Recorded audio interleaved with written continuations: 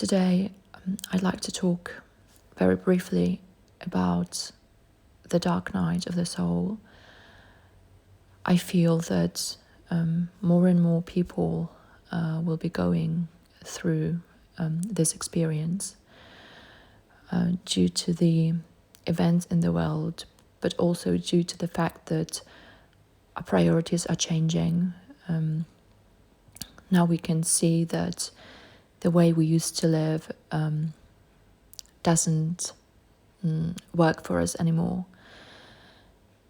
Sometimes it just stopped being functional in a way. And I've been going through this experience for the last 3 years or so. But it actually started, I believe, about 5-6 years ago. But the way it started was actually leading to the actual experience that was triggered by a loss. And I didn't see it coming. I didn't ask for it. For some reason, the experience asked for me. And it was followed by the start of a spiritual journey, you might say, although I wasn't really into spirituality in any shape or form. Well, maybe I didn't call it that way. I was into, self-development, working with my mind, with my emotions. I liked affirmations and things like that. Basically, I wanted many different things in life, and that's why I was working on my mind, and I wanted to be a better person, really. But back in 2020, I had this massive experience. Again, I didn't see it coming. Probably I will talk about it in another episode, but it was sort of, a spiritual awakening moment. That's how I would call it. I was very, very angry with my colleague, and I couldn't get over it. And it started on Friday, and I was feeling very tense during the weekend, and I just couldn't get rid of it. I was so angry, and I remember that on Sunday in the evening, I was walking in nature, because at that time during the pandemic, I was living in nature. And basically I was just, walking around, and at some point it just dawned on me. This wonderful, wonderful feeling, the feeling of oneness. I started crying. All of a sudden, I forgave, if you will, my colleague. I was thinking, oh my God, he's me, I'm him. I love those trees, I'm this grass, and so on. And basically, I didn't have that vocabulary, because again, I was interested in getting things, and creating vision boards and things like that. But when it came to spirituality and things like that, I thought it was a bit crazy, not really for me. But at that point, it was so strong, and basically it lifted the tension. And the following day, actually my colleague messaged me, and it was a very nice experience, and as if something sorted that conflict, if you will.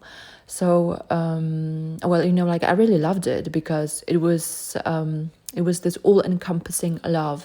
I'm everything, I'm in everything. And it was at that point when I got interested in topics such as enlightenment, because I had this idea in my mind that because that experience was so good, it was so strong, maybe that was it.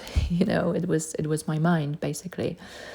And interestingly, at that point, YouTube started showing me videos about non-duality, about satsang. And I began listening to them. But like originally I was thinking, what the hell is that? It sounds so weird. It sounds so weird. I just couldn't grasp it. I thought that some of those teachers were just bonkers, really. But a part of me just kept listening. And like a year later, I ended up on a silent retreat, on a satsang retreat. So, but like basically at that point, I wouldn't say that I was going through the dark night of the soul. I could sense that like my previous life was actually not so exciting as it used to be, but still I wasn't really thinking that like some sort of emotional crisis was approaching me, but that was the fact.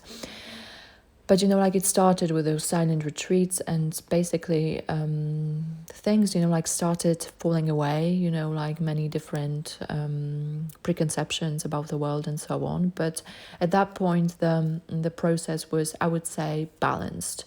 So I was experiencing both the wonderful and the difficult, both good and bad. And at some point it was ecstatic because I started doing many different activities, such as like intuitive dancing, like 5 rhythms. I started doing the dynamic meditation by Osho, which was absolutely amazing for me.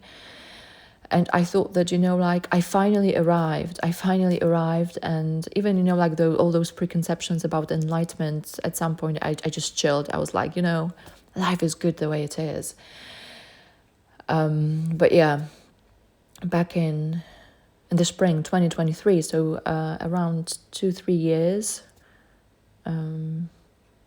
after my experience, 3 years after my awakening moment in nature, and 2 years after my first retreat, basically like my position, my role was removed from the company.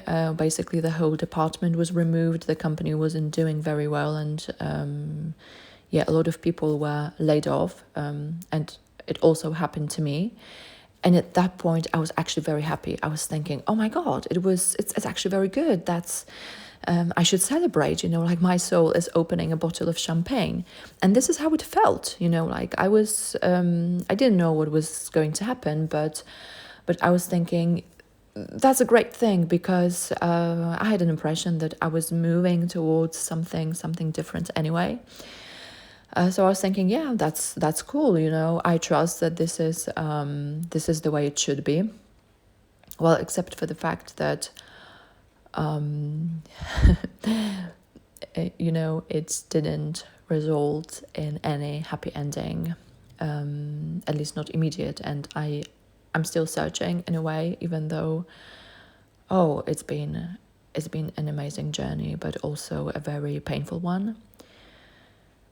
So sometimes it felt like agony, really.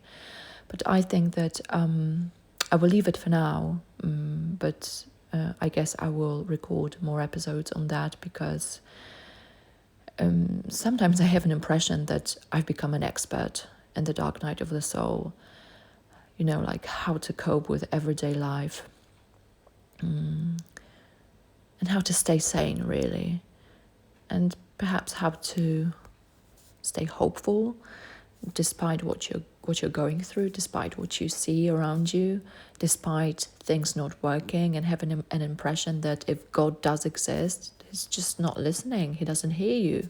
But at the same time, you have an impression that there is something or someone listening. It's a very weird feeling. It's both scary and it's both wonderful, and I'm still coming to terms with that. So probably this is something that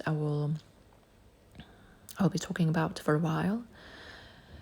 And if you know what I'm talking about, just feel free to share your experience. Maybe you're done. You're basically over the dark night of the soul, or maybe not. So this is it. Thank you very much for listening, and until next time.